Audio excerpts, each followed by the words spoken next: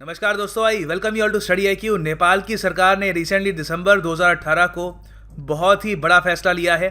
जो भी Indian high currency notes हैं जैसे 2000, 500, 200, ये सब नोट्स नेपाल में बैन कर दिए, इनका यूज़ बैन कर दिया है। डिस्कस करेंगे इसका मतलब क्या है, इंडिया नेपाल रिलेशंस और भी वेरियस फैक्टर्स हैं यहाँ पे, इनको हम डिस्कस करेंगे। So a lot to know, a lot to discuss as always. But before we begin, मैं आपको बता दूं कि वेरियस एग्जाम्स की तैयारी आप कर सकते हैं घर बैठे विद आवर कोर्सेज। इन्हें आप ऑर्डर कर सकते हैं studyIQ.com पे, या फिर आप इन नंबर्स पे कॉल कर सकते हैं फॉर मोर इन्फॉर्मेशन। तो बिल्कुल बेसिक से बात करते हैं कि रिसेंटली हुआ क्या है। नेपाल की सरकार ने, जैसे मैंने आपको बताया, 200, 500, 2000 के इंडियन नोट नेपाल में बैन कर दिए हैं। सिर्फ 100 रुपये का नोट अलाउड होगा। 100 रुपये का जो इंडियन नोट है, जो नया नोट आया है, वो अलाउड होगा नेपाल में।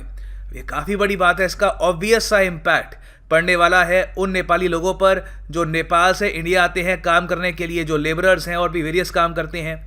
उसके अलावा जो इंडियन टूरिस्ट नेपाल जाते हैं या जो इंडियन बिजनेसमैन हैं वो नेपाल जाते हैं, वो किस तरीके से ट्रांजैक्शन करेंगे, वो किस तरीके से अपनी करेंसी का इस्तेमाल करेंगे, ये एक बहुत ही बड़ा इशू होने वाला है। क्योंकि इससे पहले क्या होता था कि आप इंडियन करेंसी फ्रीली 25,000 रुपये तक फ्रीली आप ले जा सकते थे, कोई प्रॉब्लम नहीं होती थी, और वेरियस लोग इस तरीके से टूरिज़्म और वेरियस सेक्टर्स में एंजॉय करते थे।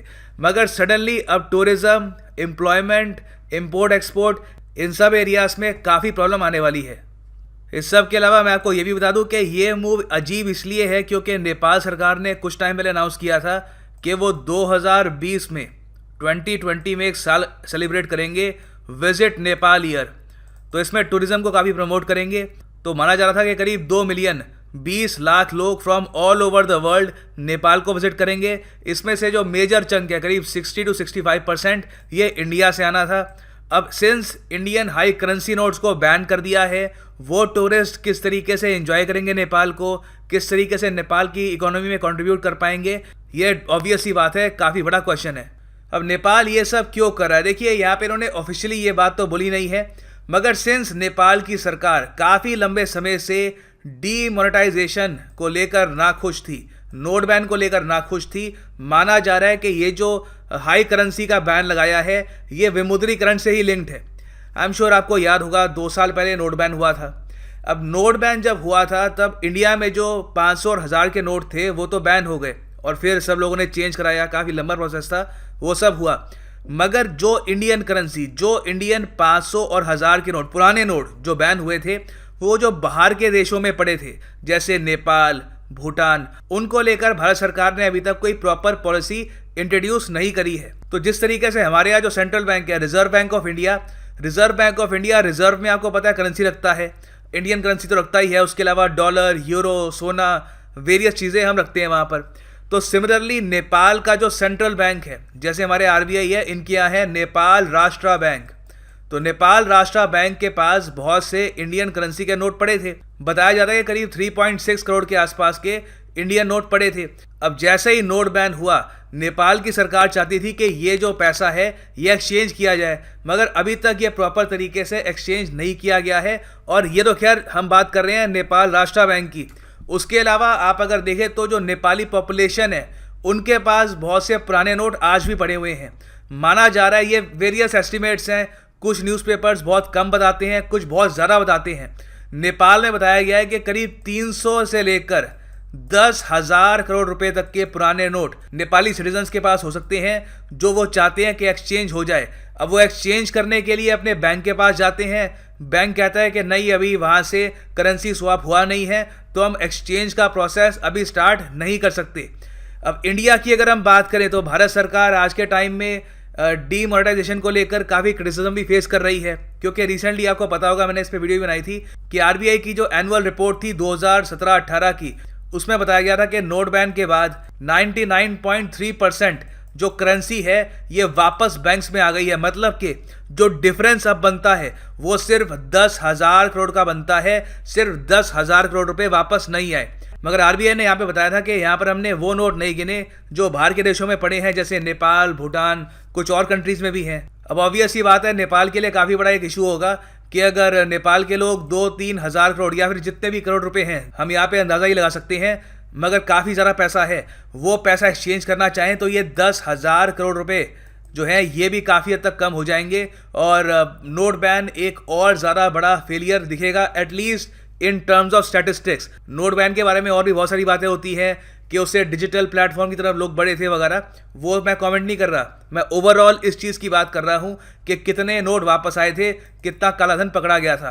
तो उसमें अगर नेपाल का पैसा और आ जाता है तो इसमें और कटौती होगी। अब इंडिया इसके लिए अभी रेडी है नहीं। इंडिया काफ़ी लंबे टाइम से टालता रहा है नेपाल की रिक्वेस्ट को कि पुराने नोटों को एक्सचेंज कर लो, मगर अब लग रहा है कि नेपाल की जो सरकार है उनकी भी पेशेंस अब खत्म हो रही है और उन्होंने काफ़ी बड़ा निर्णय यहाँ पर ये लिया है कि इंडियन जो हाई करेंसी नोट्स हैं उनको ही ऑल टुगेदर बैन कर दिया है कि कल को आने वाले टाइम में फिर से ऐसा कोई एक मूव होता है तो उस टाइम नेपाल की इकोनॉमी को ज़्यादा लॉस ना हो। अब इस चीज़ का सोल्यूशन हो क्या सकता है? देखिए, नेपाल के पार्लियामेंट में काफ़ी बार ये बात उठाई गई है कि नेपाल के पीएम इंडिया के पीएम से मिले और एक करेंसी स्वैप की बात करें जिससे पुराने नोट जो हैं इंडिया के वो नेपाल वापस कर सके।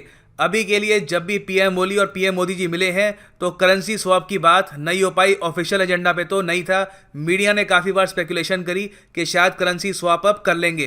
खैर, वो इशू अपनी जगह है। अब यहाँ पे आप सोचेंगे कि ठीक है, जो पुराने नोट थे वो मैंने आपको बताया कि नेपाल में थे तो भूटान में भी थे, तो भूटान की सरकार ने हमारे नोट तो अभी बैन किए नहीं है। देखिए, वहाँ पर क्या है कि उनके सेंट्रल बैंक ने वार्निंग दी अपने सिटीजन्स को कि आप इंडियन हाई करेंसी नोट्स ना रखें। ये आप देख सकते हैं, द हिंदू का आर्टिकल है और यहाँ पे साफ साफ लिखा हुआ है कि भूटान के सेंट्रल बैंक ने, जैसे हमारे आरबीआई है वहाँ पे जो सेंट्रल बैंक है, उन्होंने अपने सिटीजन्स को वार्निंग दी है। यहाँ पे लिखा हुआ है वार्न्स इज सिटीजन्स के कोई भी इंडियन करेंसी कैश में होल्ड मत करना। कैश में होल्ड करोगे तो कल को फिर से नोट बैन होता है तो सबकी जिम्मेदारी हम नहीं लेंगे। तो ये आप देख सकते हैं कि जो रॉयल मॉनेटरी अथॉरिटी है भूटान की, उन्होंने कह रखा है कि कैश में इंडियन करेंसी होल्ड मत करो। आने वाले टाइम में अगर डीमोनेटाइजेशन फिर से होती है तो रिजर्व बैंक ऑफ इंडिया उसको काफ़ी लंबे टाइम बाद ले सकता है, जैसे लास्ट टाइम में हुआ था। तो अभी के लिए आप हार्ड कैश होल्ड मत करिए। और बिल्कुल, भूटान के जो सेंट्रल बैंक है उनके पास भी अभी कुछ पुरानी करेंसी पड़ी हुई है। अब सामने एक क्वेश्चन ये आता है कि नेपाल की सरकार के निर्णय के बाद क्या इंडिया को चिंता करनी चाहिए कि नेपाल किस तरीके से धीरे धीरे इंडिया से दूर हो रहा है और चाइना के साथ करीबी बढ़ा रहा है। इस पर मैंने बहुत वीडियोस बनाई है कि रिसेंटली नेपाल ने जो बिम्स्टेक एक्सरसाइज हुई थी उसको अटेंड नहीं किया, उसको बस ऑब्जर्व किया है। उस सब के अलावा नेपाल ने वेरियस एग्रीमेंट साइन किए चाइना के साथ। एक फ्री ट्रेड एग्रीमेंट की बात भी हो रही है और ओवरऑल उनके प्राइम मिनिस्टर ने भी काफ़ी बयान दिए हैं कि वो चाइना के साथ भी बहुत ही अच्छे रिलेशन चाहते हैं और वो चाहते हैं कि चाइना भी इक्वली कंट्रीब्यूट करे नेपाल की तरक्की में। तो डेफिनेटली इंडियन गवर्नमेंट को यहाँ पे चिंता करनी चाहिए। और मैं कहूँगा कि सबसे इजी और बेसिक सोल्यूशन इसका ये है कि नेपाल के साथ हम करेंसी स्वैप एग्रीमेंट करें और उनके पुराने नोट वापस इंडिया में ले आएँ, क्योंकि ये जो पुराने नोट वाला इशू है ये नेपाल के गरीब आदमी से लेकर मिडिल क्लास, अपर क्लास, उनकी सरकार, हर किसी को अफेक्ट करता है और इंडिया बिना वजह बहुत सारी अपनी गुडविल गंवा रहा है। खैर, this is the end of the video. Thanks for listening and as always, God bless you all.